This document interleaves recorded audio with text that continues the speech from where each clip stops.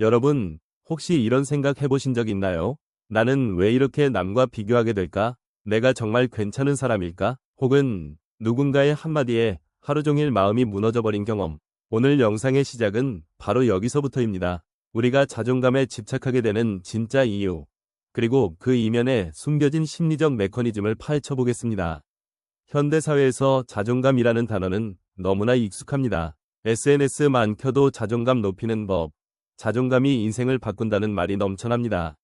자존감이 높아야 성공하고 사랑받고 행복할 수 있다고 믿는 분위기. 그런데 정말 자존감이 높아야만 우리는 괜찮은 사람일까요? 왜 우리는 자존감에 이토록 집착하게 된 걸까요? 자존감이란 한마디로 나 자신을 얼마나 소중하게 여기고 신뢰하는가에 대한 감정입니다. 하지만 이 자존감은 생각보다 쉽게 흔들립니다. 특히 현대사회는 끊임없는 비교와 평가의 연속이죠. SNS에서 친구의 성공, 타인의 행복한 일상, 완벽해 보이는 모습들을 보며 나도 모르게 나는 왜 저렇지 못할까? 나는 열등감에 빠지기 쉽습니다. 칼 융은 인간이 사회 속에서 살아가기 위해 페르소나, 즉 사회적 가면을 쓴다고 말했습니다. 이 페르소나는 우리가 타인에게 보여주고 싶은 모습, 인정받고 싶은 모습입니다. 문제는 이 가면이 점점 두꺼워질수록 진짜 내 모습과의 괴리가 커지고 내가 진짜 누구인지, 내 가치는 무엇인지 혼란스러워진다는 점입니다. 자존감이 낮아지는 가장 큰 이유는 진짜 나와 보이고 싶은 나 사이의 간극에서 비롯됩니다. 우리는 어릴 때부터 착해야 한다, 똑똑해야 한다, 남보다 잘해야 한다, 는 메시지를 듣고 자랐습니다. 이런 기준들은 점점 내면화되어 내가 조금이라도 그 기준에 못 미치면 나는 부족하다, 나는 사랑받을 자격이 없다, 는 식의 자기 비판으로 이어집니다. 여기에 사회적 비교가 더해집니다. 남들과 나를 끊임없이 비교하면서 내 가치를 외부의 평가에 맡겨버리죠. 좋아요 숫자, 시험 점수, 연봉, 외모 등 수치로 나타나는 기준에 집착하게 됩니다. 이때 자존감은 내면에서 우러나는 힘이 아니라 언제든 흔들릴 수 있는 불안정한 감정으로 전락합니다. 여러분, 혹시 이런 경험이 있으신가요? 작은 실수 하나에도 역시 나는 안 돼, 라고 자책하거나 누군가의 칭찬 한마디에 기분이 하늘까지 올라갔다가 비난 한마디에 바닥까지 떨어지는 감정의 롤러코스터. 이 모든 것은 자존감 이 내면이 아닌 외부에 의존하고 있기 때문입니다. 칼 융은 자존감의 본질이 있는 그대로의 나를 받아들이는 데 있다고 말합니다. 즉, 내가 잘하는 점뿐 아니라 부족한 점, 실수, 감정의 기복까지 모두 내 일부임을 인정할 때 비로소 흔들리지 않는 자존감이 생긴다는 것이죠. 여기서 중요한 질문을 던져봅시다. 나는 정말 나 자신을 있는 그대로 받아들이고 있을까? 아니면 남들의 시선과 평가에 휘둘리며 가짜 자존감에 집착하고 있지는 않을까요? 지금 이 영상을 보고 계신 여러분, 혹시 스스로를 너무 엄격하게 평가하고 있지는 않은지 한 번쯤 돌아보셨으면 합니다. 자존감은 남이 만들어주는 것이 아니라 내가 내 자신을 어떻게 바라보느냐에 달려 있습니다. 이 영상이 여러분의 마음에 작은 울림이 되었다면 좋아요와 구독, 그리고 댓글로 여러분의 생각을 나눠주세요. 여러분의 이야기가 또 다른 누군가에게 힘이 될 수 있습니다. 지금부터 진짜 자존감의 여정을 저와 함께 시작해볼까요? 자존감을 이야기할 때 우리는 흔히 긍정적인 자기인식이나 자신감을 먼저 떠올립니다. 하지만 자존감이 쉽게 무너지는 진짜 이유는 우리 내면 깊숙이 숨어있는 그림자에 있습니다. 칼 융이 말한 그림자란 우리가 의식적으로 받아들이기 싫어하거나 사회적으로 용납되지 않는다고 생각해서 억누른 감정, 욕구, 성향을 가리킵니다. 즉, 내가 인정하고 싶지 않은 나의 또 다른 모습이죠. 어린 시절을 떠올려 봅시다. 우리는 부모님, 선생님, 친구들에게 사랑받고 인정받기 위해 착한 아이, 똑똑한 아이, 예의 바른 아이가 되려고 했었습니다. 그 과정에서 화, 질투, 두려움, 슬픔 같은 감정들은 부정적인 것으로 여겨져 마음 깊은 곳에 감추게 됩니다. 이런 감정들은 사라지는 것이 아니라 무의식 속에 쌓여 그림자가 됩니다. 문제는 이 그림자가 결코 사라지지 않는다는 데 있습니다. 오히려 억압할수록 더 강해지고 예상치 못한 순간에 표면으로 튀어나옵니다. 예를 들어 누군가를 이유 없이 싫어지거나 사소한 일에 과도하게 분노하거나 반복적으로 비슷한 실수를 저지르는 경험이 있다면 이는 내 그림자가 무의식적으로 행동에 영향을 미치고 있다는 신호일 수 있습니다. 자존감이 낮은 사람들은 종종 자신의 그림자를 직면하는 것을 두려워합니다. 왜냐하면 그림자를 인정하는 순간 나는 나쁜 사람일지도 모른다, 나는 실패자다라는 두려움이 몰려오기 때문입니다. 그래서 우리는 그림자를 외면하고 더 완벽한 모습을 연기하려 애쓰게 됩니다. 그러나 이럴수록 내면의 불안은 커지고 자존감은 점점 더 약해집니다. 그림자는 단순히 부정적인 감정이나 결점만을 의미하지 않습니다. 때로는 우리가 성장 과정에서 억눌렀던 재능, 창의성, 열정 등도 그림자에 포함될 수 있습니다. 예를 들어 어릴 때 너무 튀지 마라, 조용히 해라 라는 말을 듣고 자신의 독특함을 숨긴 사람이라면 그 독특함 역시 그림자가 되어 무의식 속에 잠들어 있을 수 있습니다. 이런 억눌린 부분들은 자존감의 뿌리를 약하게 만들고 자기 자신을 온전히 받아들이지 못하게 만듭니다. 융은 그림자를 마주하는 용기가 자존감 회복의 첫걸음이라고 말합니다. 내 안의 어두운 면, 불완전함, 실수, 감정의 소용돌이를 인정할 때 비로소 진정한 자기 수용이 시작됩니다. 이 과정은 결코 쉽지 않습니다. 때로는 불편하고 두렵고 심지어 수치스럽기까지 합니다. 하지만 그림자를 외면할수록 우리는 남의 평가에 더 휘둘리고 스스로를 점점 더 미워하게 됩니다. 그림자를 인정하는 순간 우리는 더 이상 내면의 갈등에 시달리지 않게 됩니다. 오히려 나의 약점, 실수, 감정까지도 나의 일부로 받아들이며 그 안에서 새로운 성장의 가능성을 발견할 수 있습니다. 자기 자신을 있는 그대로 바라보는 용기. 이것이야말로 자존감이 무너지지 않는 가장 강력한 힘입니다.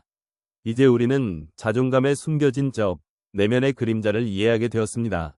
다음으로는 이 그림자가 우리의 삶에 어떻게 영향을 미치고 무의식 속에서 어떤 방식으로 작동하는지 더 깊이 탐구해 보겠습니다.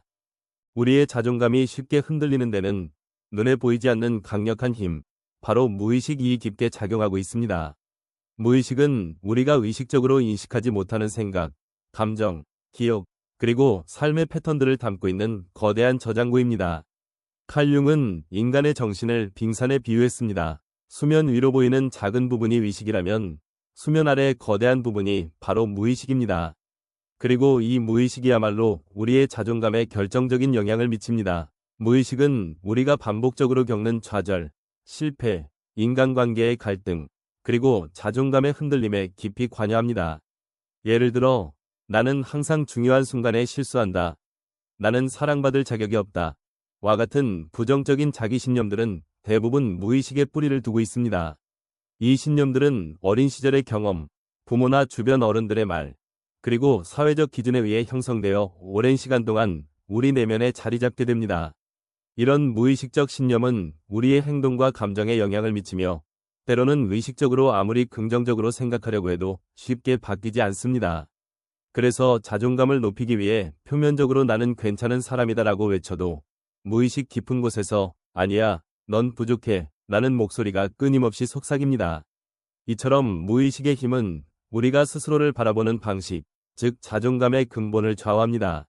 무의식은 꿈, 상징, 반복되는 감정 패턴을 통해 우리에게 메시지를 보냅니다. 꿈에서 반복적으로 등장하는 상황이나 인물, 또는 일상에서 자꾸만 비슷한 감정에 휩싸이는 경험은 모두 무의식이 보내는 신호입니다. 예를 들어, 꿈에서 계속해서 쫓기거나 실패하는 장면을 본다면 이는 내면 깊은 곳에 자리 잡은 두려움이나 자기 부정의 감정이 아직 해소되지 않았다는 의미일 수 있습니다.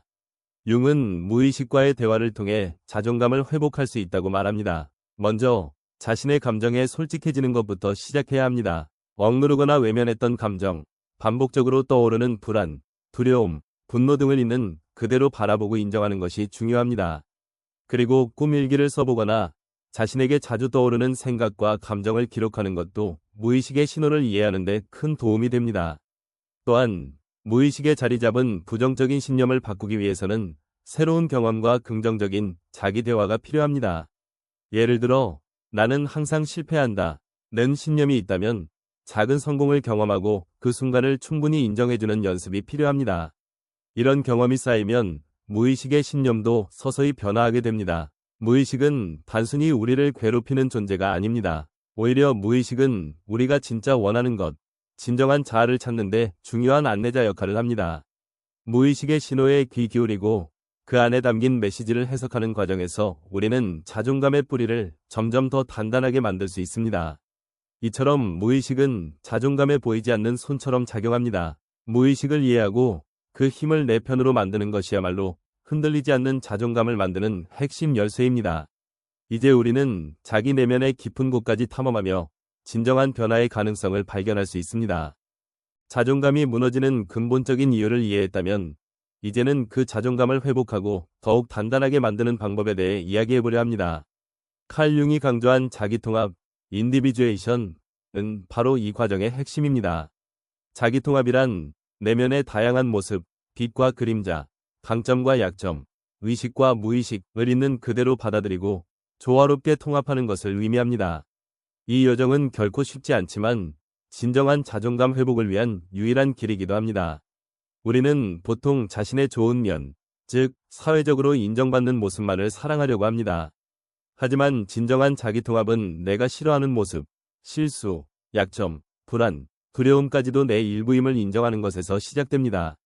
예를 들어 남들 앞에서 실수하는 자신을 부끄러워하기보다는 그 실수조차 성장의 일부로 받아들이는 태도가 필요합니다. 융은 완벽함이 아니라 전체성, 홀리스를 추구하라고 말했습니다. 완벽해지려는 집착은 오히려 자존감을 약화시키지만 나의 모든 면을 인정하는 순간 우리는 훨씬 더 자유로워집니다. 자기 통합을 위한 첫 번째 단계는 자기인식입니다. 나의 감정, 생각, 행동 패턴을 있는 그대로 관찰해 보세요. 나는 왜 이런 상황에서 불안해질까? 나는 어떤 부분에서 자주 자책하는가? 와 같은 질문을 스스로에게 던져보는 것이 중요합니다. 일기를 쓰거나 자신의 감정을 솔직하게 기록하는 것도 좋은 방법입니다. 이 과정에서 중요한 것은 비판이나 평가가 아니라 있는 그대로의 나를 바라보는 태도입니다. 두 번째 단계는 자기 수용과 자기 연민입니다. 우리는 흔히 자신에게 너무 가혹합니다. 남에게는 쉽게 용서와 이해를 베풀면서도 정작 자신에게는 이렇게 하면 안 돼. 나는 왜 이럴까? 라며 끝없이 몰아붙입니다. 하지만 자기 연민은 자존감 회복에 있어 필수적인 요소입니다. 실수했을 때, 실패했을 때 스스로를 다정하게 위로해주고 괜찮아, 누구나 그럴 수 있어 라고 말해주는 연습이 필요합니다. 이런 자기 연민은 내면의 상처를 치유하고 더 깊은 자기 신뢰를 만들어줍니다.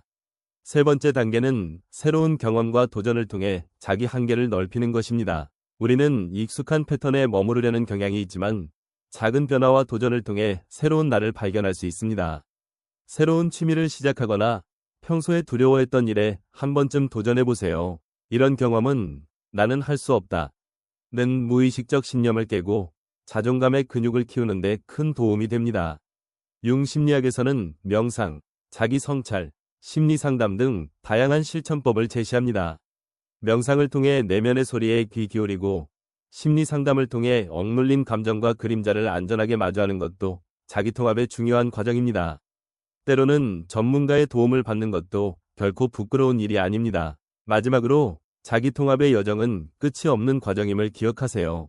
우리는 매일매일 성장하고 변화합니다. 오늘의 나와 내일의 나는 다를 수 있습니다. 중요한 것은 변화하는 나를 있는 그대로 받아들이고 스스로를 신뢰하는 마음을 잃지 않는 것입니다.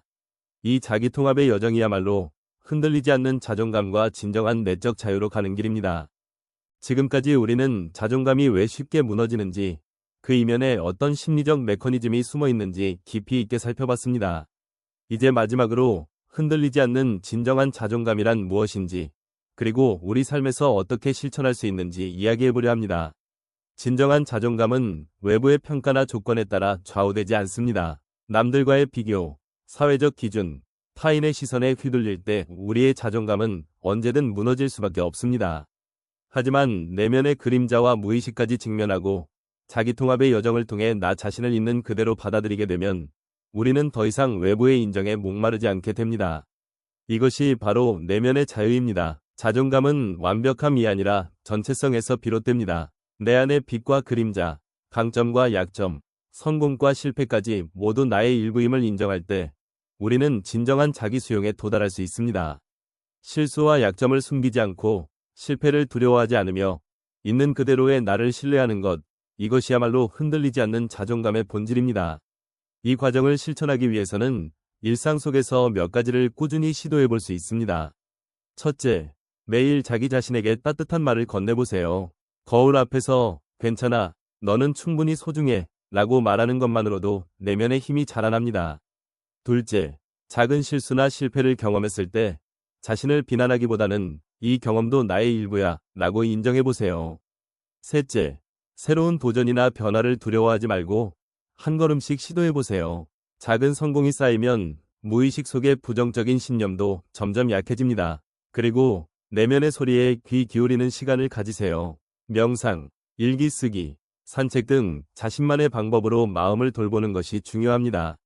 때로는 전문가의 도움을 받는 것도 큰 용기가 됩니다. 자기 자신을 이해하고 수용하는 과정은 결코 혼자만의 싸움이 아닙니다. 이제 여러분께 묻고 싶습니다. 여러분은 지금 스스로를 얼마나 사랑하고 있나요? 남의 기준이 아니라 내 마음의 목소리에 얼마나 귀 기울이고 있나요? 오늘 이 영상을 통해 여러분 모두가 자기 자신을 더 깊이 이해하고 있는 그대로의 자신을 받아들이는 힘을 얻으셨길 바랍니다. 마지막으로 오늘 이야기한 내용을 다시 한번 정리해 보겠습니다. 우리는 자존감이 쉽게 무너지는 이유를 사회적 비교와 내면의 그림자, 무의식의 영향에서 찾았습니다. 그리고 자기 통합의 여정을 통해 자존감을 회복하고 진정한 내적 자유에 도달할 수 있다는 점을 배웠습니다. 이 모든 과정은 하루아침에 완성되지 않지만 매일 한 걸음씩 나아간다면 분명 변화가 찾아올 것입니다. 여러분의 성장과 변화를 진심으로 응원합니다. 이 영상이 도움이 되셨다면 좋아요와 구독, 그리고 여러분의 생각을 댓글로 남겨주세요. 여러분의 이야기가 또 다른 누군가에게 큰 힘이 될 수 있습니다. 끝까지 시청해주셔서 진심으로 감사합니다. 우리 모두 진정한 자존감의 길 위에서 다시 만나요.